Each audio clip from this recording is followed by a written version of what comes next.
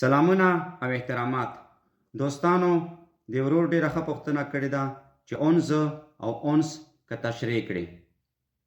اونز او اونس دواړه یوه معنا لري، زموږ. مثلا اونس هاوس، زموږ کور، یا اونز اوتو، زموږ موټر. دا ولې؟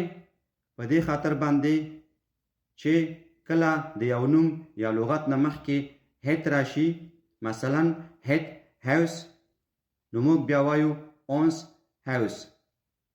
او کوم لغت نه مخکې چې د راشي، مثلا د اوتو، نو بیا موږ وایو اونز اوتو.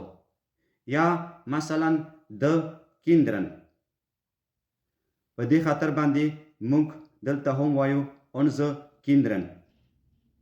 نو اونز په هغه وخت کې استعمالیږي کله چې د یو نوم یا لغت نه مخکې د راشي، او اونس په هغه وخت کې استعمالیږي کله چې د یو لغت یا نوم نه مخکې هیت راشي. نو خدای دې وکړي چې جواب مو اخیستی وي ملګرو. مهرباني وکوئ ویډیو در سره د نورو ملګرو سره هم شریکه کړئ، ترڅو نور ملګري هم ورنه فایده واخلي او زده کړه ورنه وکړي. د تاسو ټولو نه ډیره مننه. والسلام.